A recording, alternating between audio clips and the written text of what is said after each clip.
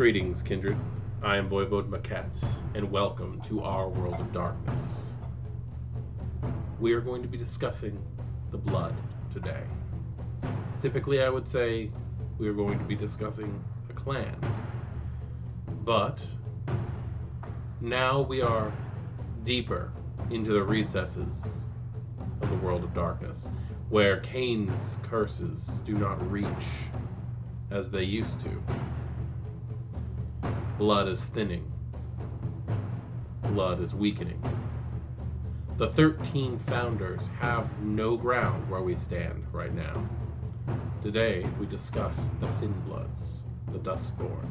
So, make yourself comfortable, pour yourself a glass of something red, and let us have a discussion on the harbingers of Gehenna. The Book of Nod tells of a time where the blood will run as water, where kindred will no longer hold the marks of the clans, and elders have always taken this as a threat. They see this as something to be feared, something to be snuffed out, if they believe in it at all. When in reality, they're creating the very monsters that they fear. Thin Bloods, or Duskborn as they've been affectionately called, are kindred.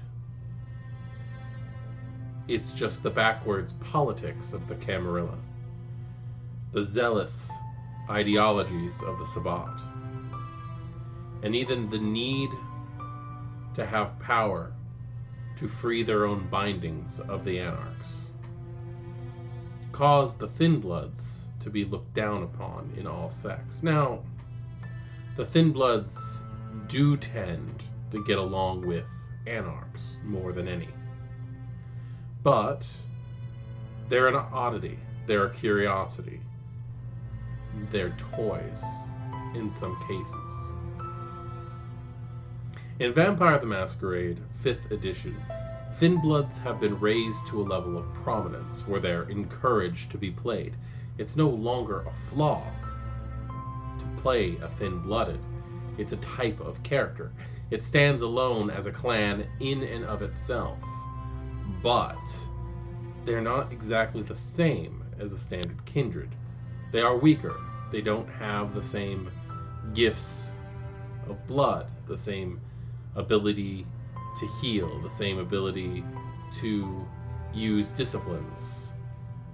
But they also have strengths due to the distance between themselves and standard kindred. Some of these Thin Bloods have the ability to walk in the sunlight, to eat human food, to have sex, to appear as humans. It's not all of them, but it's a step in that direction. Are Thin Bloods truthfully the harbingers of Gehenna? Are they truthfully what's going to bring the end times? Are they the next step in vampiric evolution? When I first began playing Vampire the Masquerade in 2003, I never saw a Thin Blood, never a player, very rarely an NPC, if at all. I don't remember any of them. My first interaction with Thin Bloods were in the video game Vampire the Masquerade Bloodlines, where you end up helping a small group of Thin Bloods as they try to make their way through the night, avoiding being attacked on all sides. You seem to be the only one who's not after them, not trying to kill them for arbitrary reasons.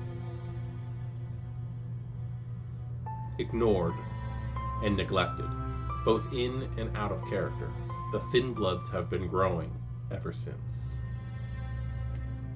So, who are Thin Bloods? What exactly makes a Thin Blood?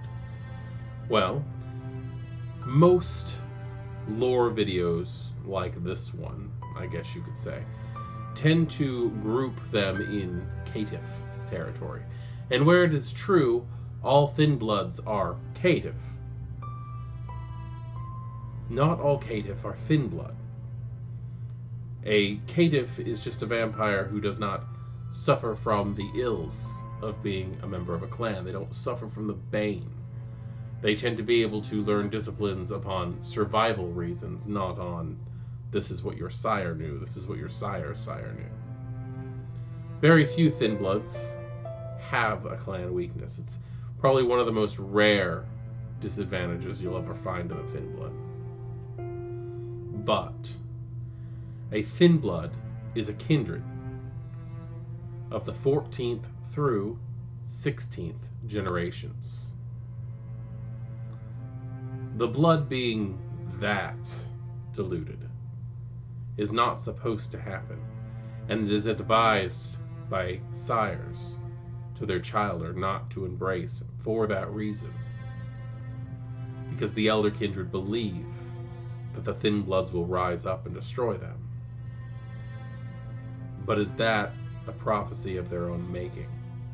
Are they the ones who are going to end up causing a thin blood revolt due to horrible treatment of these kindred who are just trying to get by, but are not welcome in most sects?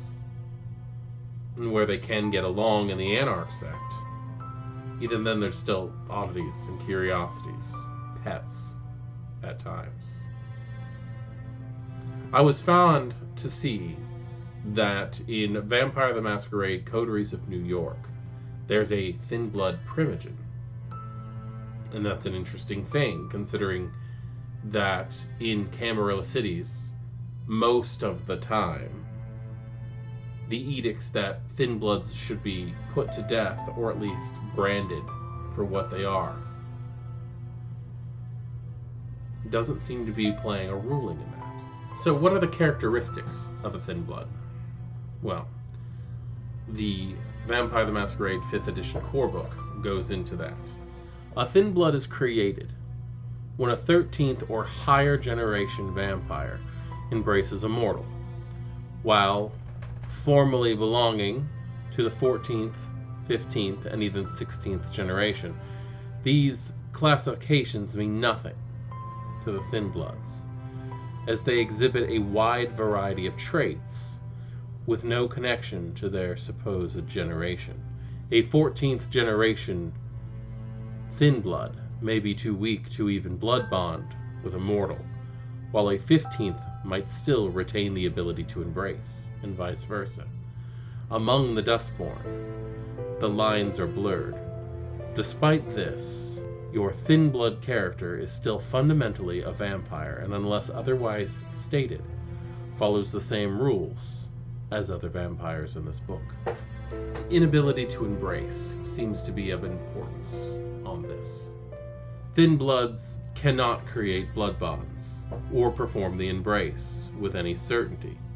A rouse check worth of thin blood vitae imbues a mortal with ghoul-like powers, but only for a single night. Temporary ghouls. A ghoul that only lasts a night. A ghoul that does not have a bond between them and their regnant. Clan. A thin blood is always considered clanless and never suffers any specific clan bane or compulsion. That is the rule. There are, however, flaws that are the exception. Damage. Most thin bloods sustain damage like mortals, but mend like vampires. In game terms, they take aggravated damage not only from fire, but also from slashing and piercing weapons. Impalement with a stake does not paralyze them, but instead causes massive physical trauma, likely sending them to torpor. Once damaged, thin bloods heal, according to the rules of other vampires. So, they're unstakeable in the fact that if you stake them, they don't just gain a paralysis, they take worse damage from these things. Instant torpor. Disciplines. Thin bloods pioneer and practice the arts of thin blood alchemy. This potentially allows them to taste the disciplines of other kindred, and to get more than a taste if they can find the vitae to fuel those workings. Additionally, whenever a thin blood feeds, they gain 1 dot and 1 discipline associated with the resonance of the blood consumed, together with 1 level 1 power in that discipline. If the resonance is intense or stronger, they gain an additional dot together with a 2nd power. No additional powers can be gained in this way, nor can the ratings increase with experience. This discipline lasts until hunger reaches 5, or the next feeding. I can understand why herds might be important when it comes to thin bloods in this case, especially if you are able to make sure that a specific human has a specific resonance at any given time. Perhaps feeding from certain social groups might cause this, fetish clubs and the like. Now, that being a thing, it also says that if their resonance is more intense and more stronger, they gain an additional level of that discipline. That is highly intriguing to me, because what would cause a resonance to become higher? I personally would think that it would be due to discipline use, such as if you were trying to drink the sanguine blood of a victim. If you fed from someone who had already been under the effects of someone who used presence on them, they may be boosted in a sanguine feeling. Someone who might be in the throes of passion also could have that heightened sanguine. But also, maybe drug use and things like that could come into play on there. You would be looking for certain things to make yourself stronger, if only temporarily, and making sure that you're feeding from the right thing, not just anything, is more important for a thin blood than it would be for a standard kindred of sufficient generation.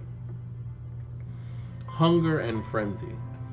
A thin blood suffers hunger, just as any vampire. However, the beast is far less overt, and the thin blood never frenzies unless provoked by supernatural means, such as animalism. So this states that a thin blood won't frenzy the same way a standard kindred does, that it must be provoked, that it has the capability, but the human side of that vampire is so much more stronger. This might be a boon in some cases. In most cases, these are things that the elders are afraid of, that these thin bloods have more mastery over themselves than the elders ever will. Lifelike. A thin blood always counts as having used Blush of Life. The exact effects depend on their humanity rating. So it takes a very special kindred to appear to be a corpse. That's another interesting survival tactics. I'm seeing vampiric evolution. The more I dive into the lore of the Thin Bloods, the more I'm seeing that as the clans die down, the Thin Bloods will become more powerful. If you think about it, elders are being called towards the beckoning. They're leaving en masse. Some come back, but most do not.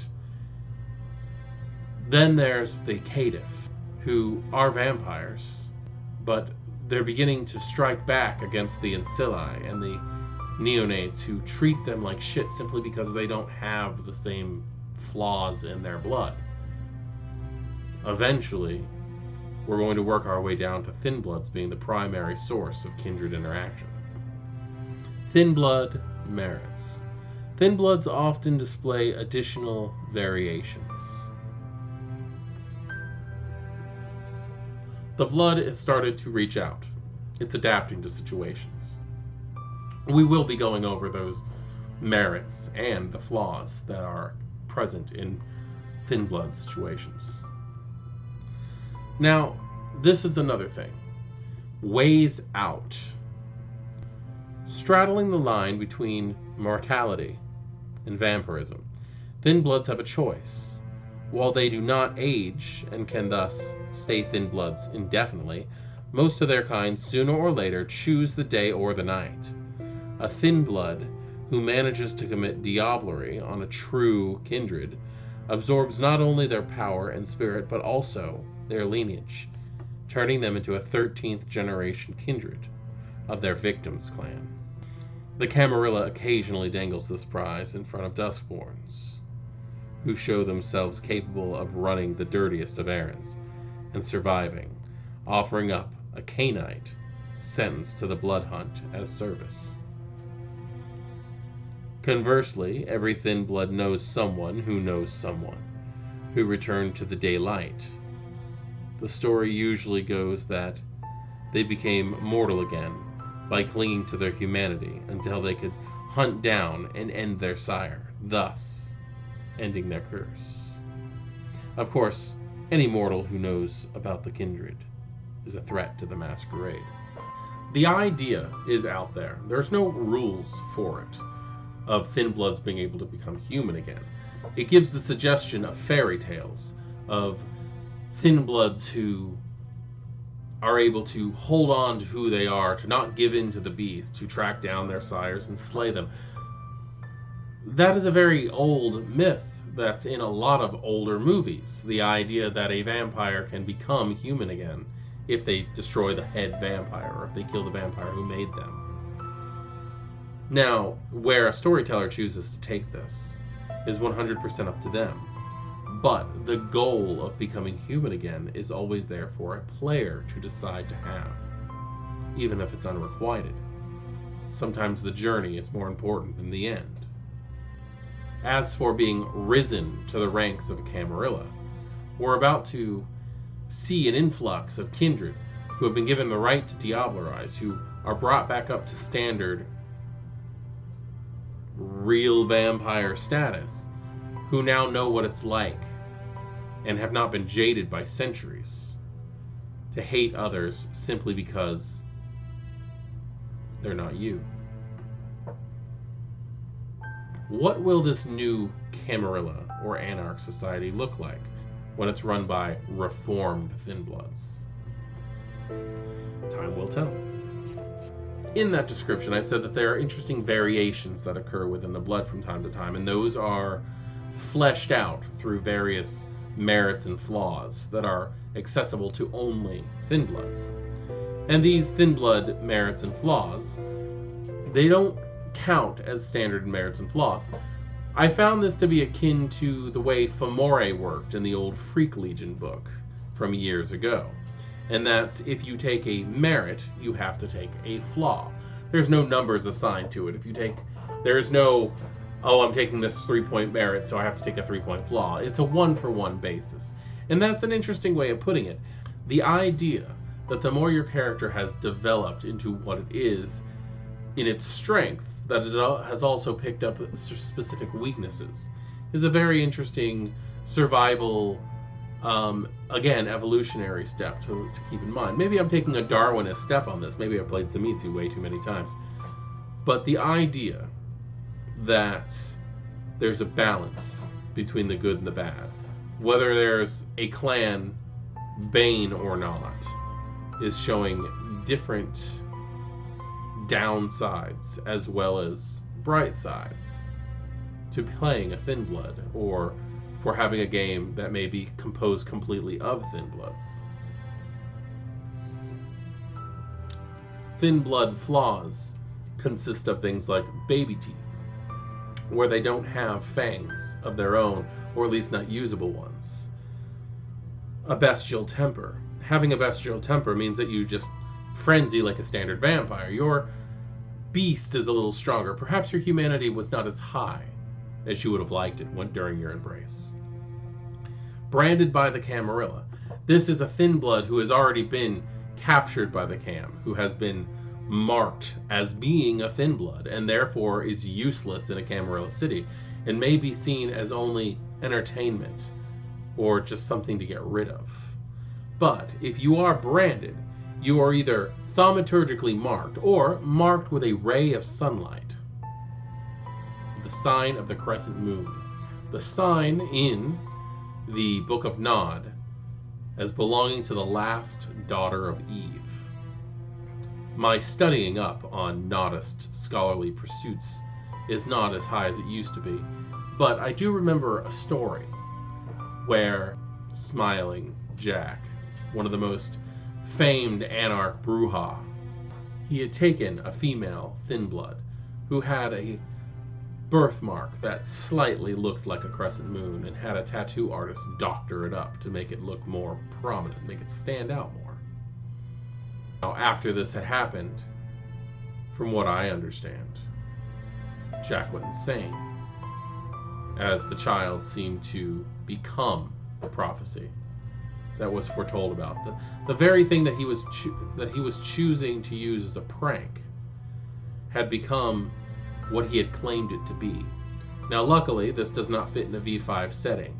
This was something from the Gehenna novels, which may still come to pass. Who knows? Clan curse. Your blood still has the clan curse. Now, I do find it interesting that there are caveats here. That if you wish to pick the Bruja or the Gangrel clan Bane, you have to also take the flaw bestial temper, which makes a lot of sense. That does mean the beast is more prominent.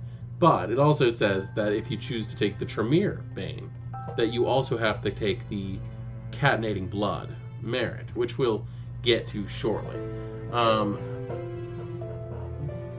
What brings that out to me for notice is the idea of thin blood Tremere. And there is one of the thin blood archetypes, which goes into the idea that you were a experiment by the Tremere, that your sire was a low-level Tremere who had no blood potency to speak of, but wanted to see what he could do with it, and you were the result. So that's pretty interesting. Dead flesh. Dead flesh means that you literally are stuck in the process of decay. You have a greenish pallor. You give off a smell of rot. You are hampered in association with humans due to this. You could be considered even more of a masquerade breach than the camarilla considers thin bloods to be already. Mortal frailty. That means that you heal like a human does, almost completely. You have gifts of the blood, but your humanity shines through when it comes to the worst possible places. Shunned by the anarchs. Shunned by the anarchs is obvious. You've done something to piss off the anarchs. You're paying for it. Vitae dependency. This is effectively being a blood leech as a thin blood. Your blood is unable to sustain vampire powers by itself, and you need a boost from time to time. After that, we can move on to the idea of benefits of being a thin blood. And those run from having anarch or camarilla friends, where you have the ability to gain information and to know where it's safe to hunt, given a political leaning of a city. The Catenating Blood is interesting. This is the one that it said that you had to take if you were going to be a Tremere thin blood. You can create blood bonds and perform the embrace as a regular vampire. Any vampire you create this way will also be thin-blooded. Considering the fact that the Tremere themselves have an issue creating blood bonds, I think it's very interesting that their thin bloods have to have this. Day Drinker. Daylight halves your health track. You basically just feel ill during the day.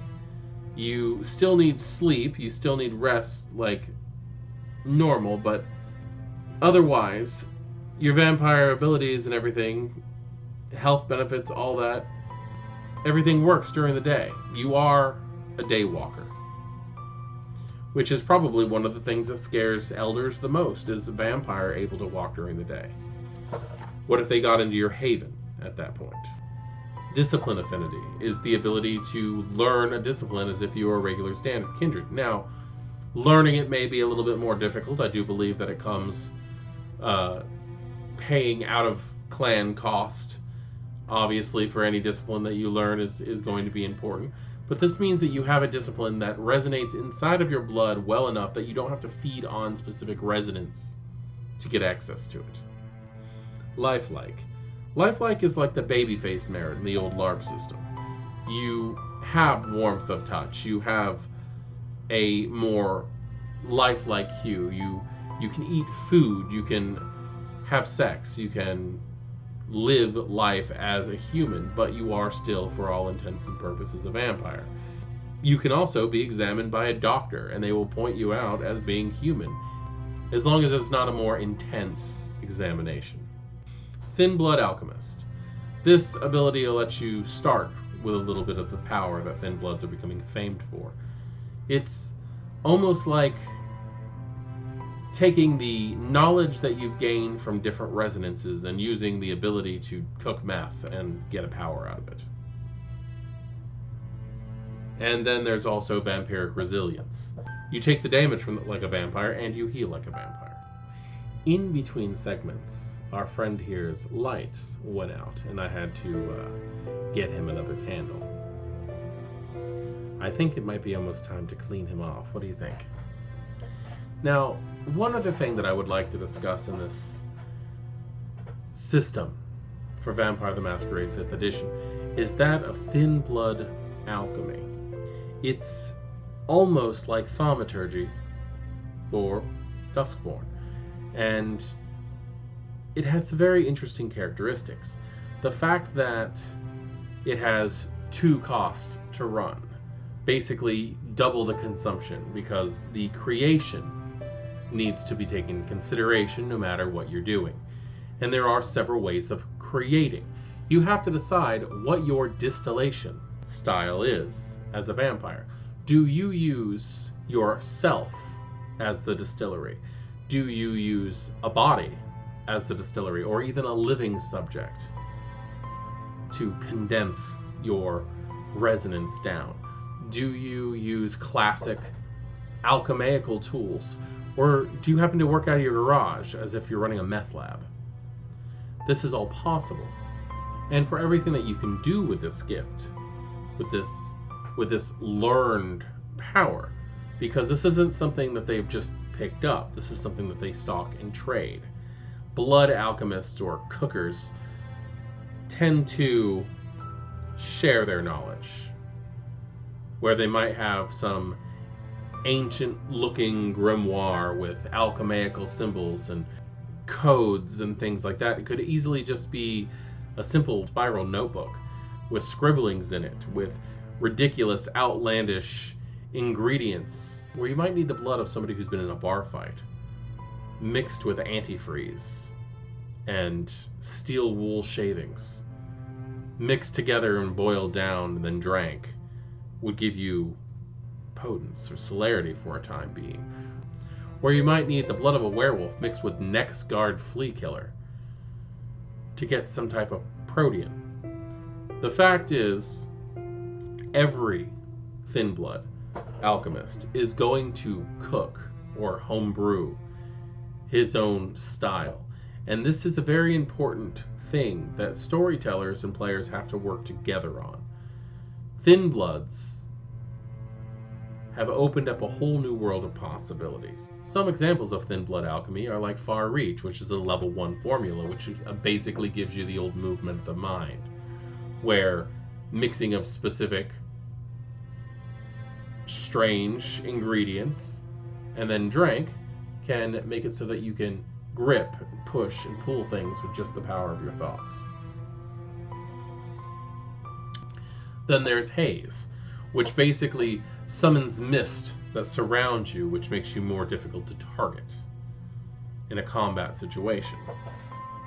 Either way, there's many, many ways to use Thin Blood alchemy. And where they do give you a plethora of examples in the core book of Vampire the Masquerade 5th edition, the storyteller and the player character should work together in ways to create their own unique, strange formula, which could get passed around from game to game in a little spiral notebook. The innovation of Thin Blood alchemy is a new step in vampiric evolution and power use, and it frightens the elders. It frightens the ancilli, and it frightens the sex. We need to consider the fact that vampire is going to go into a new direction at some point. The beckoning is going to take all of the elders. The infighting of the camarilla and the anarchs are going to end up taking out a very large number. And the prizes that they're offering of diablerie to thin bloods to make them real vampires, this interesting kindred Pinocchio story, is going to bring upon new types of understanding. It's going to bring upon new types of growth, and it will eventually definitely bring on a new world of Vampire the Masquerade.